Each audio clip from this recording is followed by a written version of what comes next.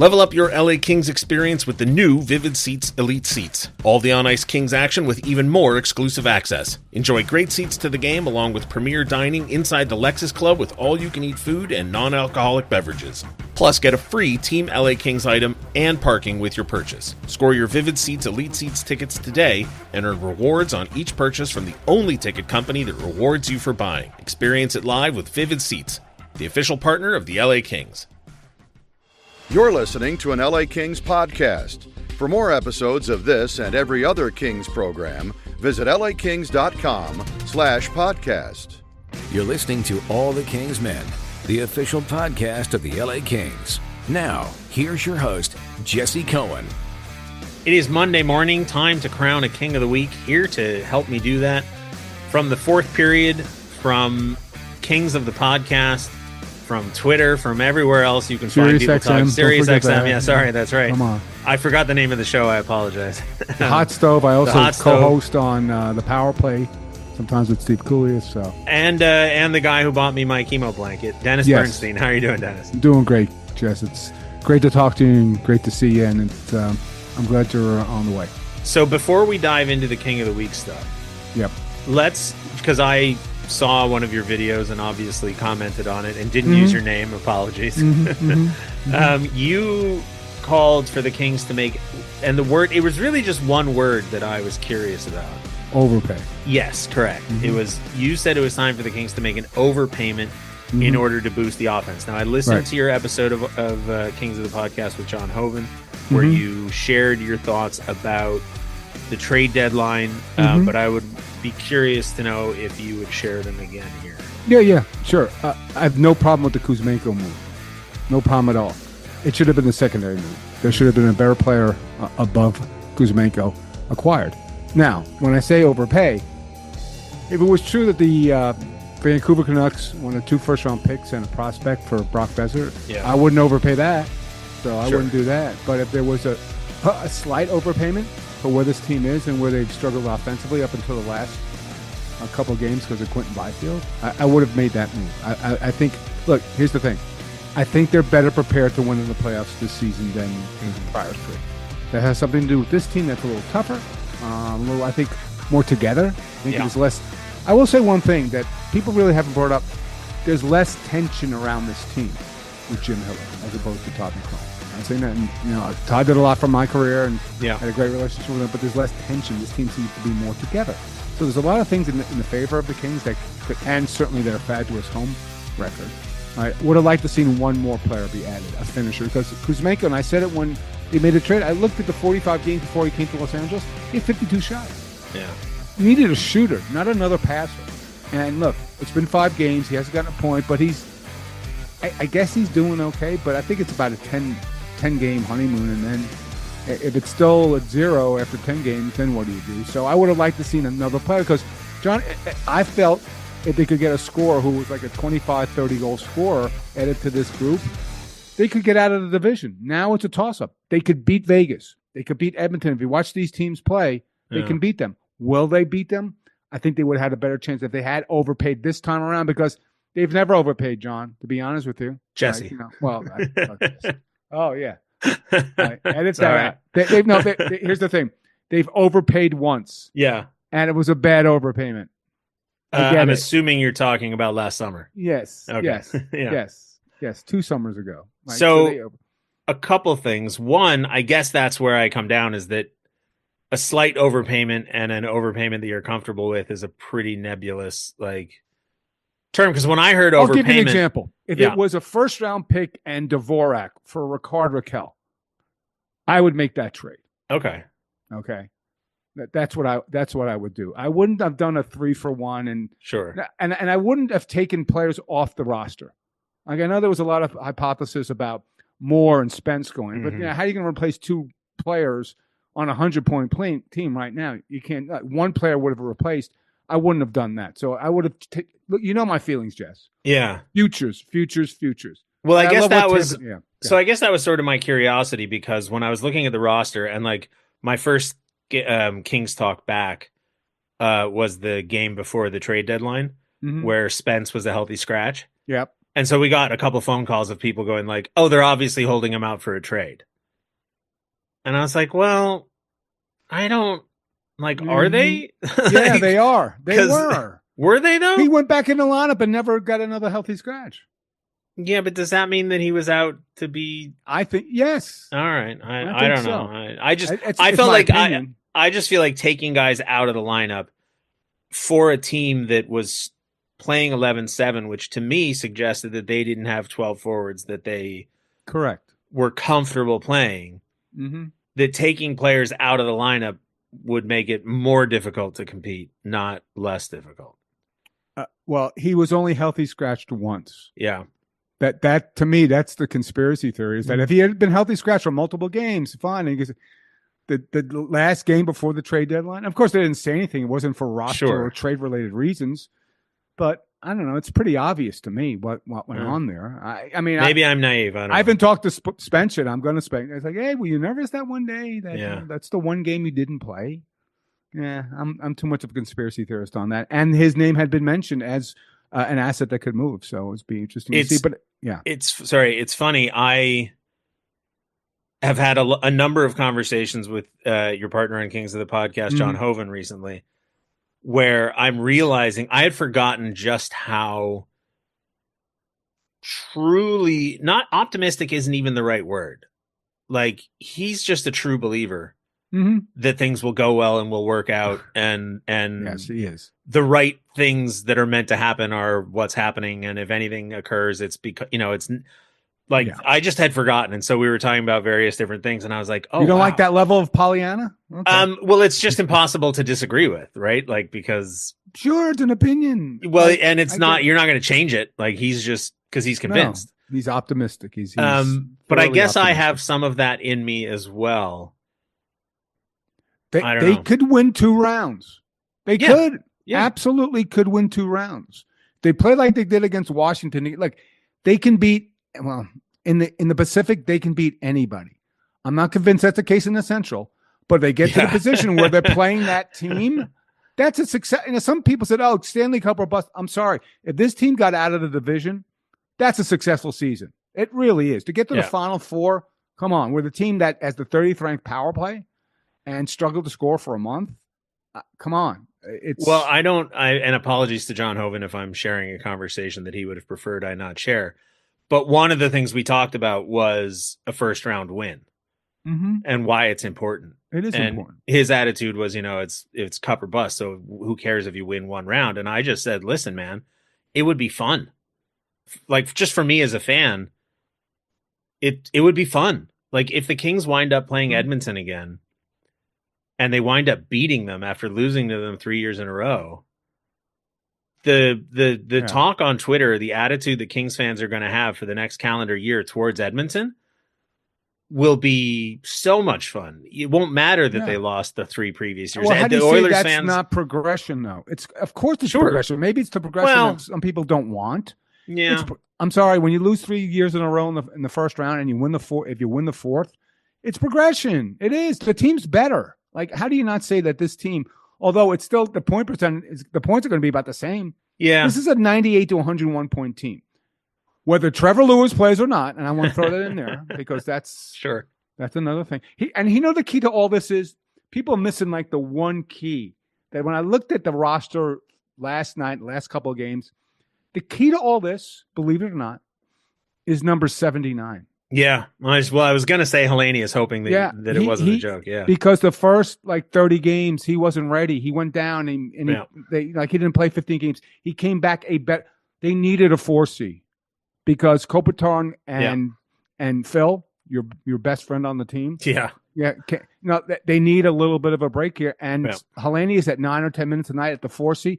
It's made a difference. It's solidified. And I get it. For the people that argue the other side, I get it. The team's better 12-6, without question. And the way Helenius is playing now, he's more effective. So it works. It works with Turcotte and Janelle on his wing. So it works right now. So I wouldn't change it. I'm not advocating putting Trevor Lewis back in, but to say that a 10-minute-a-night player who's 21st in average time on ice is affecting the outcomes of games, I just don't buy it. I'll give you, and the flip side, I just tweeted earlier today, Jesse, the last 20 games, they've won 10 games. Adrian Kempe scored 4 goals in 20 games. Okay. And he's only scored once in the last 19 games when they've won. Would you bench Adrian Kempe? Would you send him down the lineup? Right. No, but is that more not. impactful than being 500 over the last 10 games than Trevor Lewis playing 10 minutes a night? It is. Well, but I'm not going to disparage Adrian Kempe. He's a player that they need. This is my take on players like Trevor Lewis, and I fully understand that every year there's a target. Yeah, and I disagree with John about not understanding how the target is chosen, because some years it's perfectly obvious how the target is chosen. There isn't a committee? Well, sometimes the target stinks.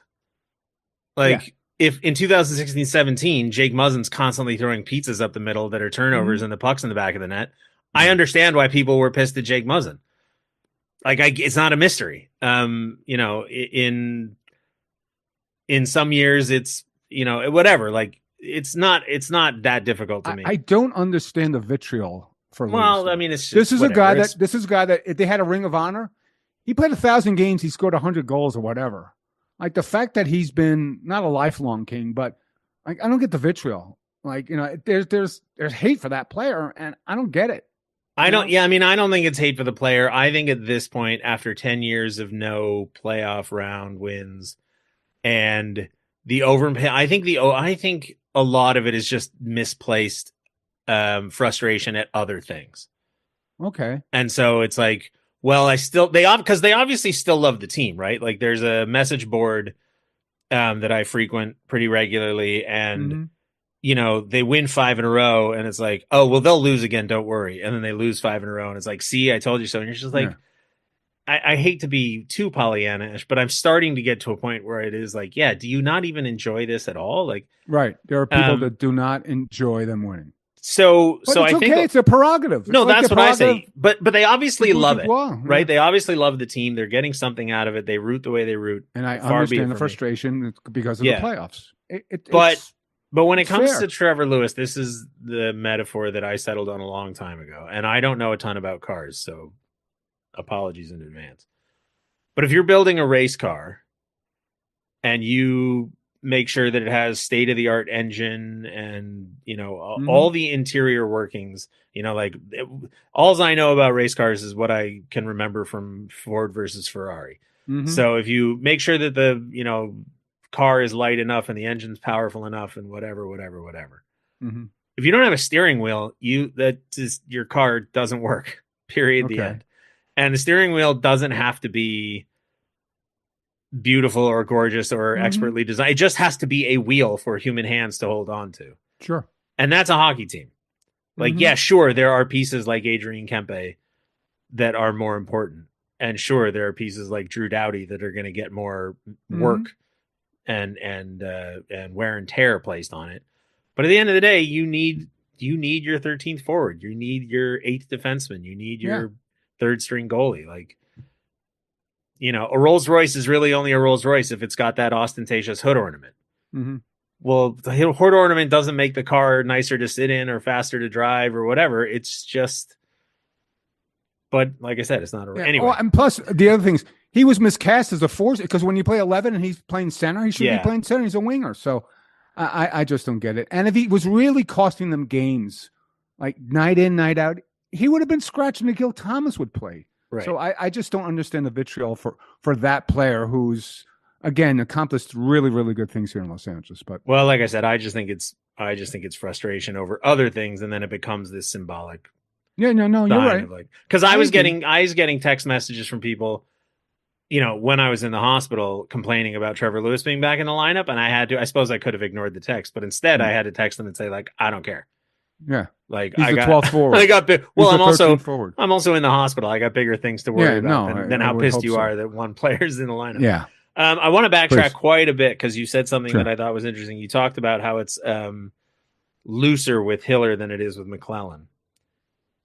Is it possible that because when you ask Jim Hiller something he doesn't want to answer, he'll simply not answer? Whereas McClellan would talk, he'd say he didn't want to talk about something, but then he'd start talking, and in his non-answer, I felt like I could frequently find, the amount of times that he would talk about, it was perfectly clear to me anyway, that he was talking about Gabe Vilardi or then later Arthur Kaliev. Mm-hmm. And you were just like, oh, I know exactly who you're talking about. Mm-hmm. And I know exactly what you're saying. And I know, and you may not be intentionally doing it, but go on for 5-10 minutes and you just be like, ouch, like, okay, I get it. Like, you don't like these guys.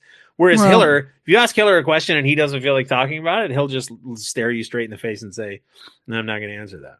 Yeah, well, and that's not a. Well, I asked him if Quentin Byfield was the number one center. Mm-hmm. And he also mentioned Kopitar, and because we got 3 centers and Hellenius and stuff like that. So he danced around the question. Maybe a little bit but I don't think that affects the room. I think what he says to the media, I think it affects maybe how we look at Hiller versus McCollum. I just, with the hat and the fireman's hat. Yeah, I was just going to ask, is it the hats and the helmet? The F1 thing, the helmet. It just seems like a looser group. And I went back and I wrote about this 3-4 months ago. Kopitar told me, he goes, the presence of the Western Canadian players in the room, like Janot, like Edmondson, like Kemper, has changed the mentality. They're tougher players. Not saying that the other team, like last year, was soft, but they weren't as tough. I think the addition of those players has made a difference. And it just seems like a looser group. It's more laughing. There's more fun in it. And I think that starts from the top down. So, and Hiller does have a better sense of humor than Todd ever did, without question. Yeah. So he's more comfortable in skin. And I think that you also see, you talk about a team growing, but really haven't talked about how a coach has grown. I think this coach has grown. I think he's more comfortable in his skin. He's more comfortable leading this team. And I understand why he played 11-7, because he didn't have enough. Now he's got enough. Now he's got a fully healthy team. He's got Dowdy playing 25 minutes. So I think that's, look, here's the thing. Carberry, Arneal, Dean Evison, but you got to put them in the conversation. If they would somehow win the division. Oh, yeah. You got to put him in a conversation with the Jack Adams. If not, he's, 4th or 5th best. He's done a really, really good job. I think part of it is that it's a more relaxed team. So they have gone to valleys, but they haven't lost 9 out of 10. Or like last season when Todd got dismissed, it was 17 out of 21. Do you think it's just a looser group? It's a different attitude, a different style. And none of that. He rests this team a lot more. There's a lot less practices. There's a lot less morning skates. So I think this team is just more comfortable with Jim Hiller right now. Well, I said to somebody on King's Talk, said to many people on King's Talk, when they were in that 5-game losing streak that ended it before this 5-game winning streak, they lost to Dallas, they lost to Chicago. St. Louis. People were calling in, what's wrong with this team? How do we fix this? Blah, blah, blah, blah, blah.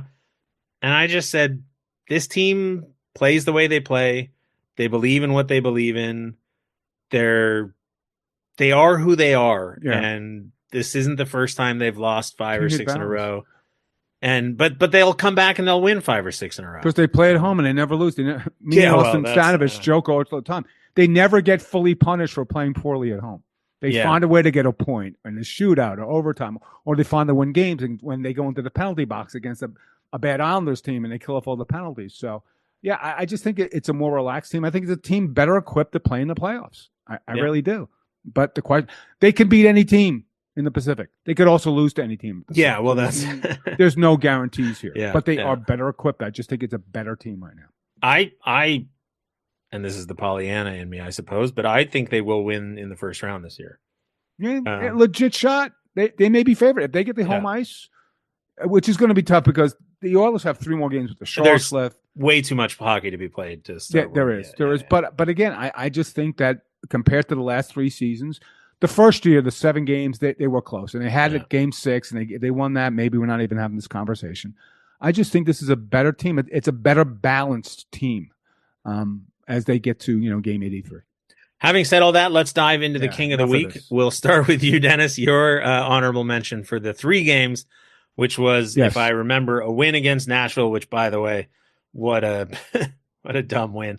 An incredible win against the Capitals. Yes. And then I don't know how you describe the win against the Islanders. Awful, boring game. That's how I'll describe it. That game on Saturday was awful. Sure, but the Islanders game wasn't much better. Yeah, I mean, that one was with the 2 goals called back and the whole, and they played, even Hill said they played poorly in the second period. So, honorable mention, this player has played as good as he has since he's gotten here. And I'll go back to a couple seasons ago when Kevin Fiala went knee on knee with Andrew Cagliano in Colorado and got hurt, and was hurt for late in the season. Wasn't the same guy in the playoffs. He's playing right now as good as he's played as a King. That's why Byfield, and you could talk about the bromance or the, Fiala whisper or whatever with Byfield, but he has been as good as he been, because he averages 16, 17 minutes a night. Against Nashville, he played 21 minutes. There's your validation of how good he's played. I guess at some point it sunk in, the conversations that Hiller had, but he has been great over the last 6 weeks, and that's a major reason why this team's on the cusp of a home ice advantage. So Quentin Byfield is your honorable mention. No, Fiala. Oh, Fiala. Sorry. Okay. Yeah. All right. Hold on. Let me change the. Sorry. All right. Then let me look up Fiala real quick. Did he have 2 points this week? 2 points. A goal and assist, plus one. Power play goal, which shouldn't be ignored. It's funny. I was talking to Jim Fox and Nick Nixon about this. The fact that he doesn't have to, or the team doesn't feel that he has to play with guys like Lizotte and Lewis. No disrespect to Lizotte and Lewis, but it's silly to have a Kevin Fiala playing with players like Lizotte and Lewis. He scored 29 goals. Yeah. No, listen, it's just silly to have a guy like Kevin Fiala playing with third and fourth. I get why. Liners. He's a difficult player to play when he's not playing right. But last year he was with Deneau and Moore, and it worked out great. This year he had a hell of a lot more assists. Yeah. But if he can flourish alongside Quentin Byfield, it's a dangerous line. And the good thing about Hiller, he gives credit to LaFerriere on the other side. Yeah. That's helped that line as well. That's a fine. That player is a great 200-foot player. Like, he's never going to be a 35-goal scorer, but if he gives you 22 in a season, he's smart. He's never out of position. That line could be very, very dangerous in the playoffs. And it's what they need, to be honest with you. So my honorable mention is a different player who was added recently in Kings history, and that is Vladislav Gavrikov. He was a +6. A lot of that is being carried. I think he was a +4 in the New York Islanders game, and they didn't allow any goals in the other games, so not a lot of opportunities to be a minus this week. But still, nonetheless, a +6, which led the team 2 points, a goal, and an assist. Playing 21 minutes and 19 seconds. And when they put Anderson and Doughty back together, there was a question for me of how it would impact players like Gavrikov and Edmondson, who had been playing close to, if not more than 20 minutes a night. Right. And so my concern was, like, if you have these guys, you've been leaning on them all year, and then suddenly you yank, if I didn't know which one of them, but I was concerned that one of them was going to have a huge decrease in minutes. Jim Hiller has found a way for that not to happen. And the end result is that Gavrikov had a great week. And he had to go back and play on his natural left side. Yeah. Yes. Yeah. Not a small ask. He's had a great season, and re-sign him. I'm sorry. Now you don't have a choice. How much would you overpay? Well, he's at 5'7", I think. Is that sounds about right? Yeah.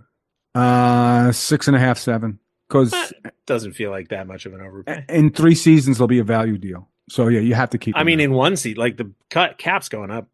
It's going to get to like 110 in 2 seasons if everything goes right. So it'll be a value deal. So now I wouldn't mind giving him 5 or 6 years at $7 million. 6 years is a lot given his age, but that's leave that to Rob Blake. We'll figure it out. Yeah, exactly. I worry about that in year 5. And the one thing that Dom Lucian ever said that I fundamentally, completely, and totally agree with is the salary cap is made up, and there's no such thing as bad contracts. Anytime there's a guy that you look at and you go, oh my God, how is the team ever going to get out from that end of that contract? He winds up getting traded. And there are no untradeable contracts. Yeah, it's just not a problem. Erik Karlsson got traded twice, if I'm not mistaken. Yep. It just doesn't seem to bother anybody. All right, your runner-up then. Because it's a defensive team, it came down to Darcy Kemper. Okay. Without question. He has been great. He's been, he's up to 919 save percentage. He's not Vasilevsky and he's not Hellebuck, but if you go down the list of the other goaltenders who are playing right now, he's almost as hot as they are. He's been the main reason they've won a couple of games here, because they haven't been great, even though they've won 5 straight. So for that reason, he's been rock solid back there. So he's my second place.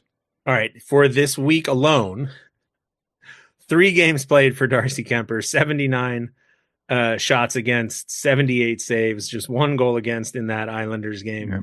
987 save percentage, back-to-back shutouts, 0.33 goals against. And the craziest stat was that, do you know the last goaltender to get back-to-back shutouts for the LA Kings? Barry Brust. No, Darcy Kemper. Oh, Darcy Kemper. Oh, fantastic. In his previous stint exactly. with the Kings. And I saw a lot of people, and this is my favorite thing about loudmouth fans on the internet. And listen, before anybody gets mad at me, I am a loudmouth fan on the internet. You certainly are. But I saw a bunch of people going like, I didn't even realize Darcy Kemper used to play for the Kings. I was like, it was 6 years ago. It wasn't that long ago. Exactly. You are throwing your chest around the internet with all these strongly held opinions, talking, with full confidence in criticisms of the organization, and you don't remember that Darcy Kemper was here 6 years ago. Like, not surprising, but So anyway, listen, I will just go out of order here because he's my king of the week. I just think if you allow 1 goal in 3 games, like. Back to back shutouts. One against Washington, and I've talked about this a little bit over the last couple of weeks. To me, there are moments that are just, I don't know if it's not real, but there are moments that I think a lot of fans have where, like, if you're watching a game and they go on the power play late and you turn to the person you're watching with and you're like, if they don't score here, they're going to lose. Or if they don't score here, they'll miss the playoffs or whatever. And I can remember early last season, there was a breakaway and Pierre-Luc Dubois was on the breakaway. And I remember thinking, oh, this is fantastic. He's going to score. Place is going to go wild. What a way to kick off the PLD era in LA. This is going to be great. And he didn't score. And I just went like, oh, that's a bad omen. So to get Darcy Kemper a shutout against the Capitals, with Matt Roy in the lineup, with Pierre-Luc Dubois in the lineup, with Alex Ovechkin chasing the record. Those sorts of things, they matter to me. I think they matter to. I can't rationalize it. I don't think it's real, but the magic of sports kicks in, and I just go that stuff matters to me. So Darcy Kemper was my king of the week, but for a team that can't score, for a player to score 6 straight games, and the last time that someone's done it more than 6 was Luc Robitaille in 10. Yeah. That's a long time, Jess. It is. And because of that, Byfield's my king of the week. He's won games. He single-handedly won games. He could have won the game twice the other night because he hit the post early and then wound up getting in the right time, right place, big player, big spot, scoring goals. They've been goals of consequence. So for that reason, because of they struggle so much on offense, the guy that's doing it offensively to that extent, he was my easy choice actually for king of the week. So he was my runner-up. So we just have the top 2 spots swapped, which makes perfect sense because he scored 3 goals in 3 games. He's like you said, six game now goal scoring streak. And I said it on Kingstock. The actual game winner he scored against the Preds was not as impressive a play from him as the shot where he hit the post. Oh, 100%. It was a way. I mean, Adrian Kempe made an incredible pass, and Brant Clark got it up to him. But Quentin Byfield just finished. Yeah, which good for him for putting himself in the correct spot. Which can be an issue. Yeah, I mean, and reading the play and like the whole thing, like I don't want to take away from it, but he actually scored off a 2-on-1, which is shocking because this team, I've never seen a team that can't figure out 2-on-1s. There's a little bit of overthinking going on there. There is a little bit of overthinking, but look, Byfield, Kemper, you could share it. They were both great this week, and the reason they're on 5 straight going to Minnesota. Yeah, and Quentin Byfield, you talked about a looser team. I wonder how much it has to do with him. I think it was on Reddit, maybe it was on Twitter, but somebody asked, why does Quentin Byfield give the goalies the best hugs of anybody else in the lines at the end of the games when they win? And the first thing that popped into my head was like, because he's a kid. He's 22 years old. Exactly. Yeah, because he's enjoying himself, because he's having a blast, and they just won. And why wouldn't you hug your goalie? His goal celebration of the Costco is a tribute to the Costco guys. Yeah, which... Okay, so there you go. I'm already over that, but whatever. Oh, believe me. I told Jim Fox, no, maybe Nick Nixon, Hall of Famer, but not you with the booms. No, it's got to stop. Stop the madness. I agree. Yeah, it was cute when they were in the building that night. Yes, agreed. Now it's like, oh, okay, preaching to the choir. Yeah. Let's move on. But yeah, he is, and I was. So I brought this up on King's Talk. I'll bring it up here. I'll see if you agree with me. This is me being an angry old man yelling at the clouds. Okay, sure. I saw a lot of stuff about people saying like, oh, it's Quentin Byfield's team now, or Quentin Byfield has arrived to whatever. And a lot of just like pro Byfield stuff, which I'm fine with Byfield stuff. He deserves it. He has begun to become the player that we all hoped he would be. But hockey is still a team sport. Mm-hmm. And, Mario Lemieux won the Stanley Cup twice in his career. Mm-hmm. And he did it with Ron Francis and Jaromir Jagr on his team both years that he did it. And I don't remember if Paul Coffey was on both rosters, but he was certainly there for one of them. And Wayne Gretzky won the Cup 4 times and had Jari Kurri and Paul Coffey and Glenn Anderson. Like, it's a team sport. So this idea that like it's Quentin Byfield's team. No, it's not. It's Jim Hiller's team. Quentin Byfield is taking a larger role. He's taking on more responsibility. He's maybe influencing the team more with his personality and the impact that he has on the ice. But this idea of like one player showing up, that might happen in other sports. I don't think it happens in hockey. He's now in a feature role, but until he does it in the playoffs, I'm sorry, it's not his team. So that's funny. Somebody called in and said that very thing to King's Talk, and I'll say to you what I said to that person. And again, feel free to disagree with me. There's 17 games left? Yes. He's on a 6-game goal scoring streak, which has given him 17 goals, which means that at the beginning of the goal scoring streak, he had 11. Right. In 50 something games. Correct. Which I did the math and puts him on like a 20 goal pace. Like last season. Yeah. So I just said, listen, there's 17 games left. Yes, he's got to do it in the playoffs, but I want to see him keep doing it. He doesn't have to keep going. He doesn't have to score 17 games in a row. But I don't want to see a regression. Yeah. I don't want to see him disappear the way he did at the end of last season before that last game. I think the people that advocate for that, they're looking at his entire game, Jesse, because I will tell you this. The entire 200-foot game for Quentin Byfield, the way he plays penalty, and he's getting better defensively with each game. Yeah. Right? He's the size and the length. So I get that. Like, he's getting to that point. And you know what? He should be the number one center on this team with Kopitar 37. He should be. Yeah. It should have been like 2 seasons ago. It didn't work. I get it. That's why they tried to trade for Dubois. Maybe he was going to be the 1 seed. But yeah, it's getting there. Oh yeah, I know you're nodding your head.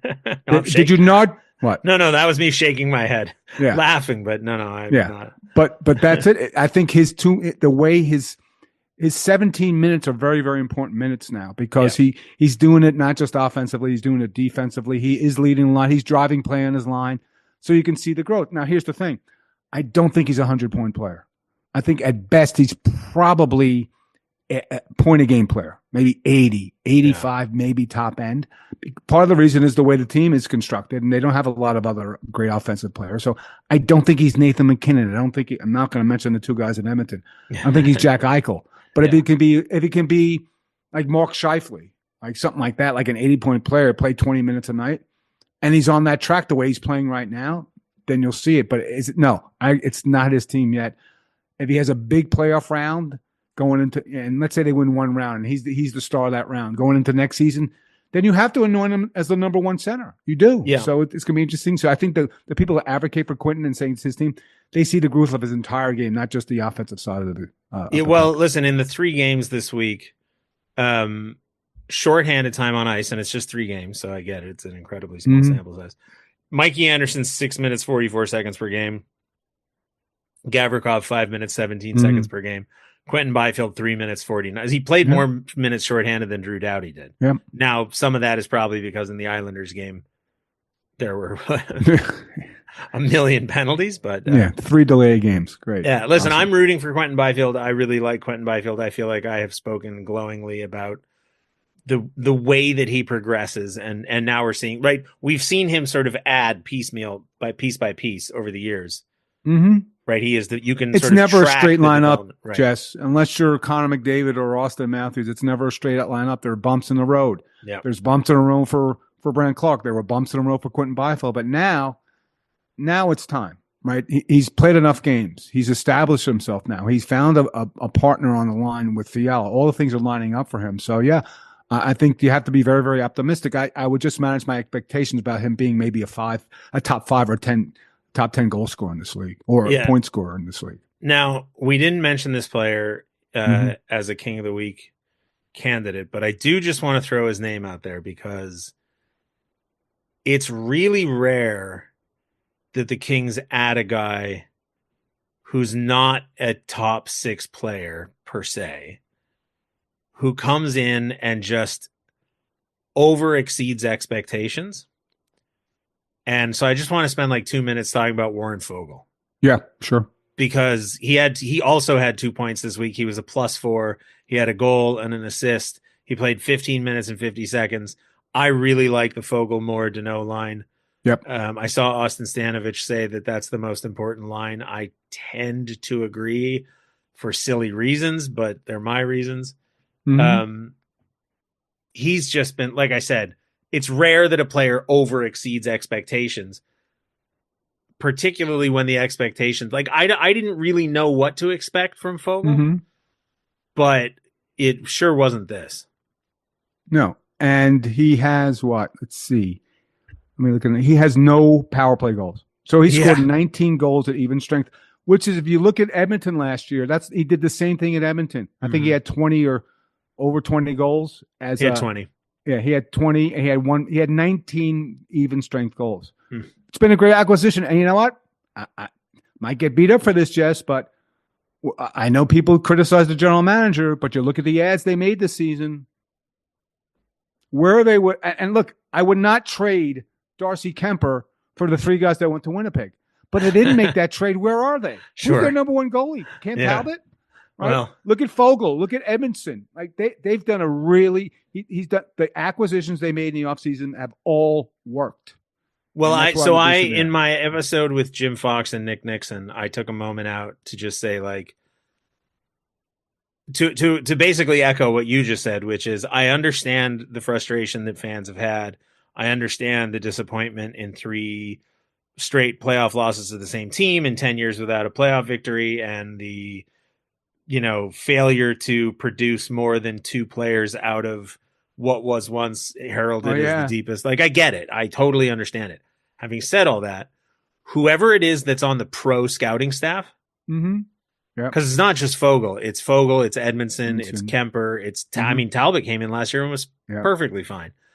It's Alex Edler, Victor Arvidsson, Phil Deneau, Trevor Moore.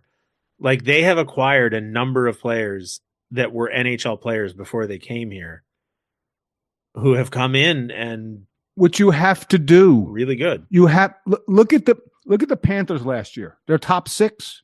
Yeah, 1 guy's homegrown, Barkov. Everybody else was traded for or signed as a free agent. You can draft and develop till the cows come home. You have to go acquire other players from other teams. You do. That's how you win. That's how when Colorado won.